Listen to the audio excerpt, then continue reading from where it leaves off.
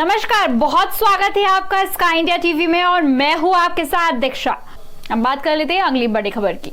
शिवपुरी जिले की कोलारस विधानसभा इस बार नए समीकरणों के साथ नई इबारत लिखने जा रही है। पूर्व समय में सिंधिया समर्थक वीरेंद्र सिंह रघुवंशी भाजपा विधायक हैं, जो अपने साथियों के साथ विगत दिनों कांग्रेस में शामिल हो गए। बैजनाथ सिंह यादव सिंधिया समर्थक है और ये भी भाजपा छोड़कर कांग्रेस में शामिल हो गए। स्वर्गीय राम सिंह यादव दादा इस सीट पर कांग्रेस के दिग्गज नेता रहे। उनके निधन के पश्चात यह सीट उन्हीं के पुत्र महेंद्र यादव को मिल गई। कोलारस विधानसभा यादव बहुल्य क्षेत्र है और सूत्रों की माने तो वीरेंद्र रघुवंशी शिवपुरी से टिकट चाह रहे हैं और वहां कोलारस के बजाय शिवपुरी की समस्याओं को पुरजोर तरीके से उठा रहे हैं। कोलारस में बस स्टैंड की मांग पुरानी है, लेकिन वर्तमान परिदृश्य में सारे सिंधिया समर्थक कांग्रेस ज्वाइन कर रहे हैं और इस प्रकार कांग्रेस का पलड़ा भारी दिखाई दे रहा है। हमारे ब्यूरो चीफ विनोद विकट ने जनता के बीच जाकर उनके मूड को जानने की कोशिश की, तो उन्होंने क्या कुछ जाना, आइए सुनते हैं। नमस्कार, आप देख रहे हैं A1 TV news channel Bhopal. मैं आपके साथ में विनोद विकट। चूँकि मध्य प्रदेश में विधानसभा चुनाव आ गए हैं और इस चुनाव के चलते आज हम पहुंचे हैं शिवपुरी जिले की कोलारस विधानसभा में। तो आज मेरे साथ बातचीत करने के लिए उपस्थित हैं विवेक व्यास, वरिष्ठ पत्रकार एवं एडवोकेट। आपका बहुत बहुत स्वागत है। धन्यवाद विनोद भाई। मेरा ये सबसे पहला मेरा जो सवाल है वो ये है कि मध्य प्रदेश में 5 साल बीजेपी की सरकार अभी रही है, तो उसको किस तरह से आप देखते हैं और कितना % अंक आप उसको देना चाहेंगे 100 में से? एक्चुअली में 5 साल से तो नहीं है, वो 17 साल से ही है मध्य प्रदेश की में बीजेपी की सरकार। थोड़ी 1-1.5 साल के लिए कांग्रेस की आ गई थी, तो वो उठा पटक करके भाजपा फिर से जो है सत्ता में काबिज हो गई है, तो आप उसको 17 साल ही बोलें। ठीक है। और समय समय पर बहुत सी योजना चल रही है भाजपा की। हर योजना को लेके जो है शासन और सत्ता तो प्रभावी है, लेकिन अधिकारियों के द्वारा, प्रशासनिक अमले द्वारा इन सब योजनाओं में गंभीरता नहीं बरती जा रही है, जिसके चलते क्या है कि आम जन को कहीं हद तक लाभ नहीं मिल पा रहा। उसमें क्या है, तकनीकी का उनने ज़्यादा जुड़ाव कर दिया, तो ग्रामीण अंचल के लोग जो होते हैं वो जैसे हर एक चीज़ में KYC कर दी है। अब आवेदन कहीं जमा होता है, KYC करने आपको दूर जाना है। छोटी छोटी गलतियां जैसे आधार कार्ड में तो वो मान्य नहीं हो रही, तो उसमें बड़ा समय, हर चीज में शपथ पत्र मांगते हैं तो 200-200, 300 रुपये गरीब जन के लगते हैं। इन सब जैसे योजनाओं में जैसी छोटी छोटी विसंगतियां हैं, उन सबको एक ही जगह लोक सेवा केंद्र पर यदि स्थापित कर दिया जाए, आम जनता को बहुत राहत मिलेगी। अच्छा, आपने कहा 17-18 सालों से मध्य प्रदेश में बीजेपी की सरकार है। मैं केवल ये 5 साल का रिपोर्ट कार्ड जैसे रिपोर्ट कार्ड बोलूं, या 5 साल में जो बीजेपी ने जो मध्य प्रदेश में योजनाओं के माध्यम से या जनता को जो लाभ दिया, उस पर अपन बात करें तो उस पर क्या कहेंगे? उसमें कहना ये है कि अपन उसको 5 साल की नहीं मान रहे हैं, अपन उसको 1 साल कोरोना काल में गया और 1 साल कांग्रेस की 1-1.5 साल रही, तो वो 3 साल का अपन भाजपा कार्यकाल मानते हैं। जो 3 साल में भाजपा का जो कार्यकाल है, उसमें मूल भाजपाई और जो वरिष्ठ भाजपाई थे ना, सिंधिया के भाजपा में आने से और उनके द्वारा भाजपा को सत्ता सौंपने से कहीं ना कहीं मूल भाजपा है या बड़े भाजपा के नेता हैं, वो साइडलाइन कर दिए गए हैं और इस समय सिंधिया समर्थक मंत्री प्रभावी हैं हर जगह, खासकर हमारे कोलारस क्षेत्र में देखा जाए तो ये स्थिति बनी हुई है, जिसके चलते जो है मूल भाजपाई बहुत से जैसे उन्होंने अपने सम्मान को लेकर या उनको पद न मिल पा रहे उसको लेकर जो है पद छोड़े हैं। तो ऐसी स्थितियां मूल भाजपाई और आयतित कांग्रेस सिंधिया समर्थकों में जो है खींचतान का माहौल ज्यादा रहा है। ठीक है। अब चूंकि विधानसभा नजदीक है, आचार संहिता भी लगने वाली है और बीजेपी जो सत्ताधारी दल है बीजेपी, उसने एक पहली सूची जारी की, उसमें 39 उम्मीदवार घोषित किए, दूसरी सूची जारी की, उसमें उम्मीदवार घोषित किए। विपक्षी दल कांग्रेस ने अभी सूची जारी नहीं की है। तो कोलारस में जैसे बीजेपी से प्रमुख दावेदार कौन से हैं और कांग्रेस से प्रमुख दावेदार कौन से हैं? यहाँ देखा जाए तो मध्य प्रदेश पहले जहाँ कोलारस में उपचुनाव और जो चुनाव हुए हैं उसका गवाह पूरा मध्य प्रदेश रहा है। उपचुनाव कितना भयंकर यहाँ पे रहा है, और गुना जो है किला हम कहें और सीपरी ग्वालियर महल, उनमें लगातार यहाँ टकराव होने से ये कोलारस में बड़ी जो है जो राजनीति है बहुत उत्थान और बहुत विवादित राजनीति रहती है। यहाँ ये महल और किले के वर्चस्व का एक केंद्र बिंदु है कोलारस जी। तो इसको लेके क्या है कि सबकी निगाह यहाँ रहती हैं। अब यहाँ देखा जाए तो सिंधिया समर्थक आने से बहुत बड़े बड़े नेता आ गए हैं। जब कोलारस में भाजपा रहती थी तो एक दो नेताओं के नाम उम्मीदवारी के लिए रहते थे, जैसे हम माने देवेंद्र जैन है, विपिन खेमरिया, गोलू व्यास हैं, रामजी व्यास हैं, जो भी जिनका हो। लेकिन अब सिंधिया समर्थक आने से एक्स्ट्रा 4-5 उम्मीदवार बढ़ गए, जैसे हरवीर रघुवंशी जी हैं, महेंद्र यादव जी हैं, हरिओम रघुवंशी है, रविंद्र शिवहरे हैं, तो ऐसे और अन्य जो मैं भूल रहा हूँ। और मूल वाजपेयी में से भी अपन माने तो जैसे विपिन खेमरिया हैं, सुरेंद्र शर्मा हैं, राम स्वरूप रावत हैं, गोलू व्यास है, गोलू व्यास, राम व्यास, जो एक चेहरा जो भी है। तो ऐसे क्या है बहुत से नेता क्या है कि अब यहाँ भाजपा में क्या 1 दर्जन उम्मीदवारी हो रही है।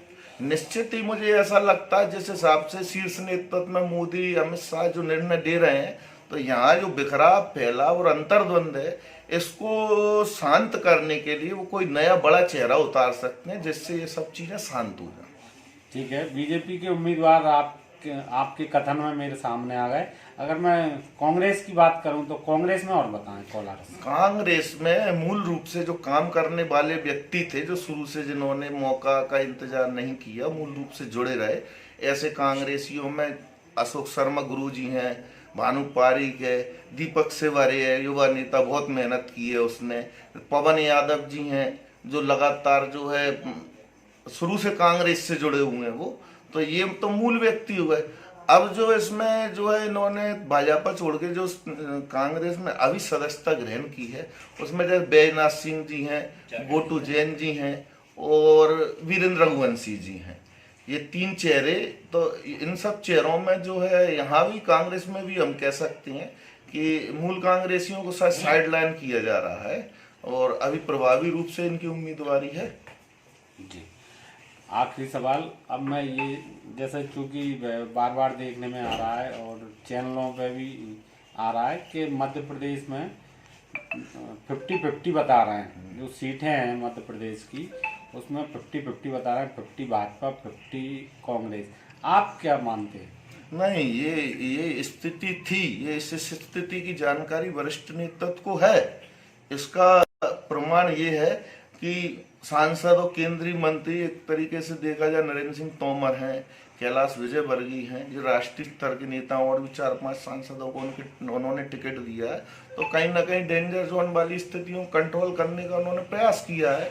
लेकिन दूसरी ओर एक और बहुत बड़ी बात यह है, इन बड़े बड़े नेताओं के साथ यदि 19-20 हो गया तो इनका पूरा राजनीतिक भविष्य खत्म हो जाएगा।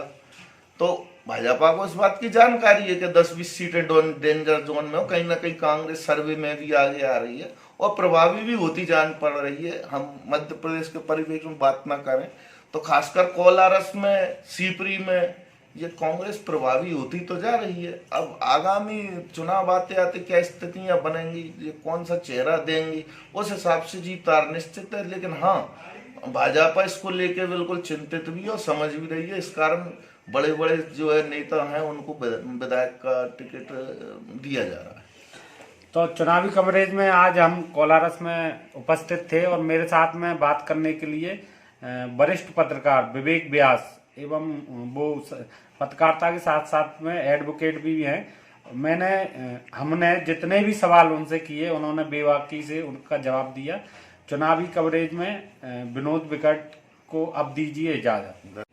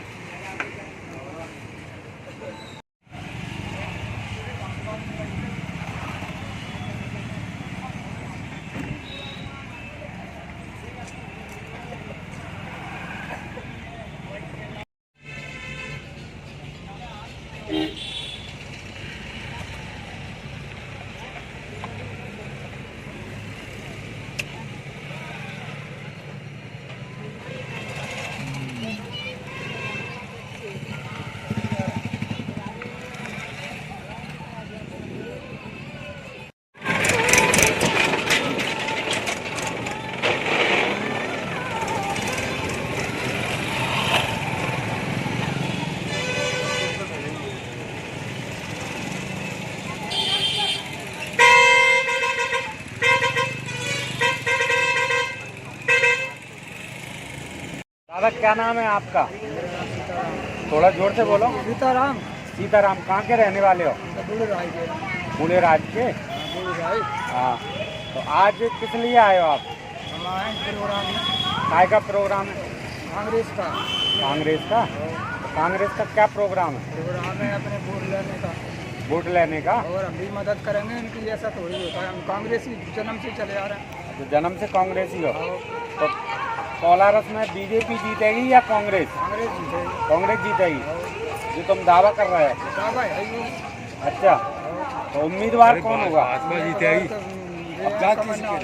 नहीं, कोलारस में जो उम्मीदवार है, जो विधानसभा टिकट का दावेदार है, वो कौन है? वो तो कहा पता है, कई विधायक खड़े हो रहे हैं। हाँ, अब हम एक जनता पार्टी आप किसको वोट दोगे? संज्ञान देंगे। आपके पंजाब हो?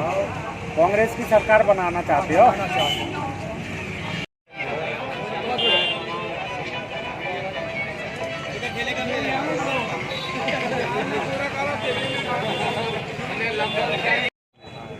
क्या नाम है आपका? महेश दाकर, महेश दाकर जी, कहाँ के हो आप? कुमरउआ के।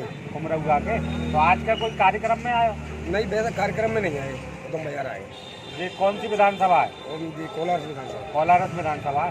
तो इस बार आप कांग्रेस पार्टी को यहाँ जिताओगे या बीजेपी को? वैसे तो बीजेपी का, इस बार कांग्रेस वोट देंगे। अच्छा, वैसे आप बीजेपी की हो, लेकिन इस बार कांग्रेस वोट देंगे। कांग्रेस को वोट दोगे?